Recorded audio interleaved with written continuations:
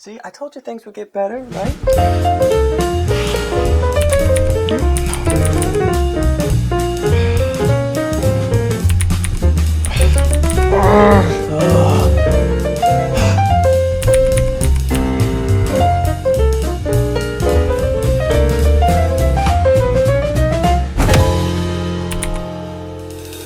What's up, guys? We are on part 3 of our 5-part pitch of Titans Season 1, and where we left off was kind of a down note. Corey and Dick were kicked out, so let's see, how things go. Hopefully we can boost the mood a little bit. Let's jump into it. So, episode 5, the Titans have split up.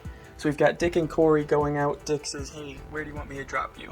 So we can go our separate ways, and Corey looks at him and says, no, I'm coming with you. Dick doesn't want to hear anything about it. He's like, what are you talking about? What do you mean you're coming with me? And she says, I've got a feeling that you're not done with this. You're not just going to drop this. You're going to try and figure out how to help Rachel.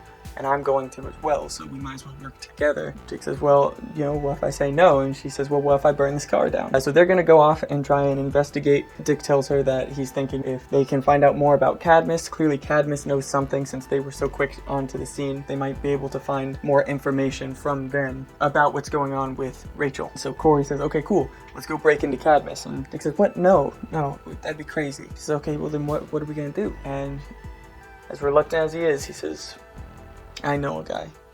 And back at Titan's Tower, Gar is training like crazy. He's got a little YouTube video pulled up and he's just following along with that, working on his martial arts on the bag. Barbara rolls in and offers to show him a few things.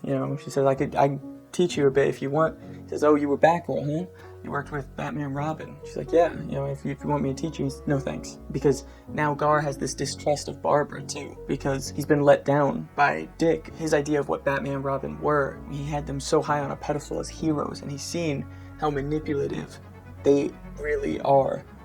And he just assumes that Barbara was trained by Batman. She must be the same way. She must be just like Dick.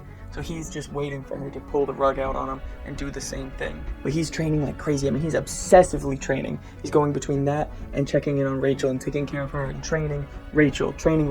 He's just preparing himself as his ultimate hero with such discipline. And eventually, while Gar is watching over Rachel, Barbara comes in and the two of them get to talking. And Gar's telling her how disillusioned he's become with the whole idea of being a hero. And the only reason he's training so hard is to protect Rachel, because he's sure someone's going to be coming after her. And someone needs to be there to protect her. Someone who isn't trying to use her for her abilities to try and hurt someone else, but someone who's just there to protect. And she tells Gar, you're right, I was taught to use people to get the best outcome for the greater good. So was Dick. We have been raised that way because that's what Bruce believed to be necessary in what he saw as a war against crime.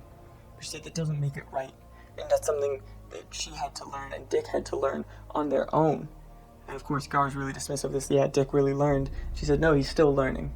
We're trying to become different people. We're trying not to be what he made us. Just because we aren't perfect doesn't mean you can't become what you want to be instead of what you feel you've been made. Rachel is sort of waking up during this conversation. She hears that. She reaches out to Barbara. Do you really think that's true? Yeah, I do. So Corey and Dick go to Wayne Manor, and Bruce is, he's so happy to see Dick, and Dick is not feeling the same way. So already there's this tension. Corey comes in the manor with them, but is obviously kept upstairs. As they're walking through the manor and head to the Batcave and all that, Bruce is telling him how proud he is that he was able to put all the superheroing and costume vigilantism behind him and build a normal life. That's all he ever wanted for Dick. So he sees Dick as an immense success story. And Dick is like, yeah, I know, just whatever, can we just get to it? I need your help. And Bruce is kind of prying to say, like, are you putting the costume back on? I thought you put all this behind you. Because he doesn't want Dick to fall back into that lifestyle. He's like, why are you coming off the books to do this? And Dick's like, no, this is just a separate investigation. I'm just trying to help a little girl. And he says, okay, so I guess it's on the books, so where's your warrant? And Dick just loses it. He's like, what are you even talking about? Bruce and him start getting into it. Bruce is saying, I'm trying to keep you on the straight and narrow. You said you weren't putting that costume back on. You said you were done with all of this. I don't want this life for you. And Dick's, coming back at him, you don't want this life for me. You brought me into this life. You're the reason I ever put that stupid costume on in the first place, and I hate you for that. And you knew about all of these people and what Cadmus was doing, and you didn't do anything to stop it when you could have. And Bruce is saying, well, that's because all these people are threats. All these people, what they can do, that makes them dangerous. And if Cadmus is the cost of keeping that danger off the streets, then so be it. Starts pulling up the files of the Titans on the Bat computer. And he says, do you know what these people can do? Do you know what Gar has done? And he pulls up a video. And we see why Gar hasn't been using his powers, why he has that reluctance to use his powers and doesn't want to hurt anyone, and why he's such a pacifist, vegetarian, all of that. Cadmus, over the years, tested on him to make him into a weapon, to make him transform, kill people on command. And when he comes out of that trance, he's just so disgusted and horrified.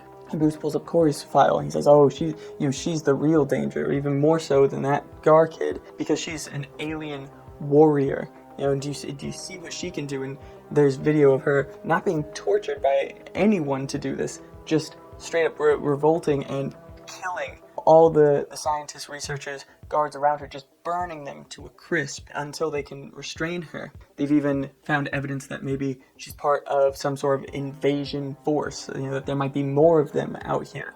And Dick just completely dives in and says, this is your issue. You can't trust anyone. This sort of paranoia. You don't even see people as people anymore, just as figures in this war. You can't see anything outside of this stupid effing war that you've made. You. And Corey can hear Dick and Bruce just going at it from the Batcave. She can hear everything through a vent that she's found. And as Dick's leaving, he stops for just a second as Bruce says, killing him was the worst mistake I ever made. For a moment, Dick wants to reach out to him, but he's too far gone. So Dick huffs out with Starfire, and the two of them go to a motel. They talk about his relationship with Bruce, and he says, he used to look up to Bruce as the paragon of justice. He was wrong.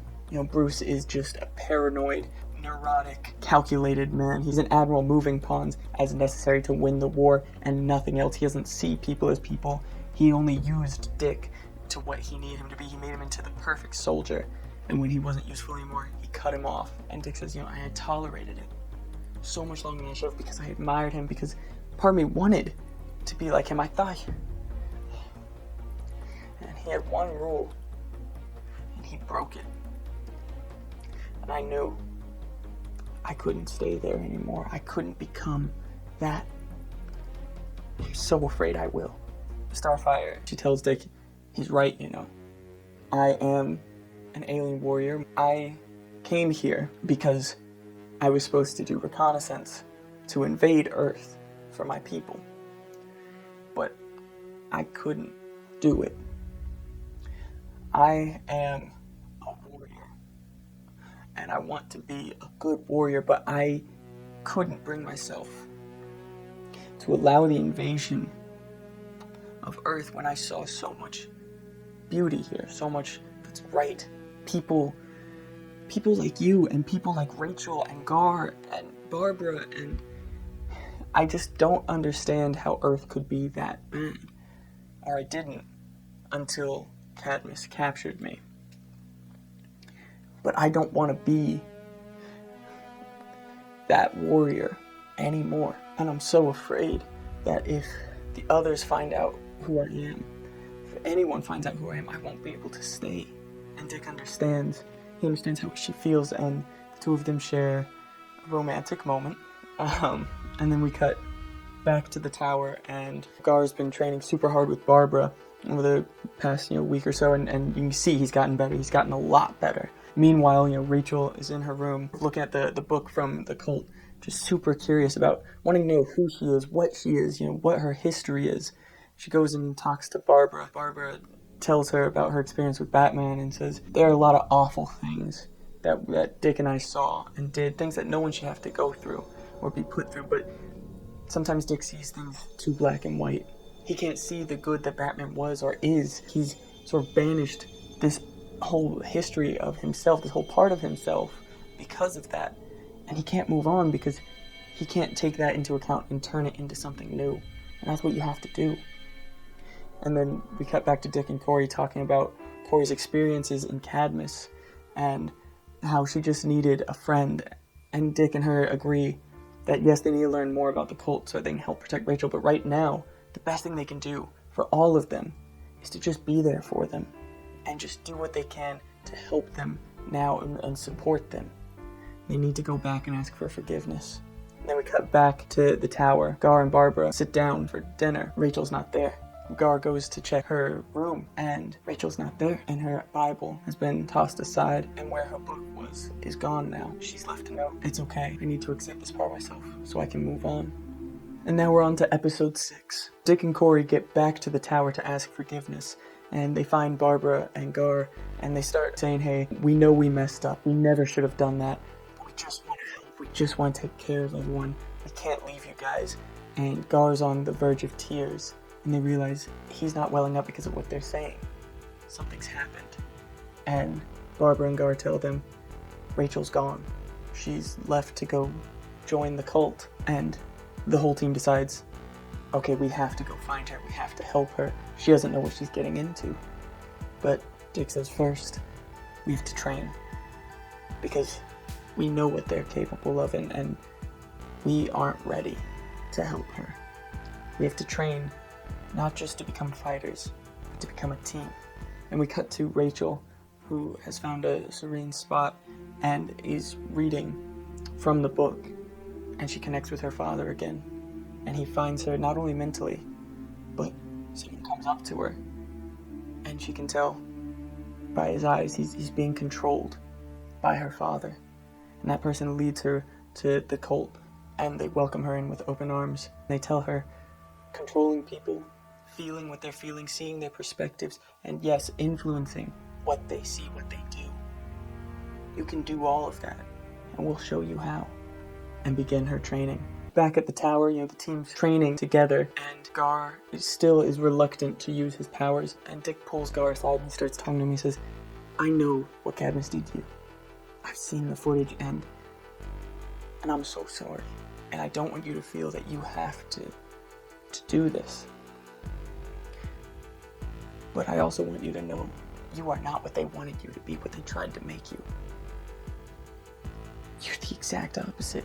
Despite everything you've gone through, you're the one who's kept this team together, who's been looking out for Rachel, and you deserve to take back that power, that control, that agency over this part of you. And if we work together, I think we can do that, so that Cadmus can't have any more hold over you ever again. So Gar agrees to train his powers, and he shows Barbara and Starfire and Dick, and they see that he can really pretty well do it himself, but it's the fear that's holding him back. Cut between that to them designing a game plan to break into Cadmus, and Barbara and Dick have a heart-to-heart because Barbara feels awful. She's the one who talked Rachel into leaving, and she tells Dick exactly what she told her. And Dick says, it's not your fault. What you told her, it's not the reason she left, really.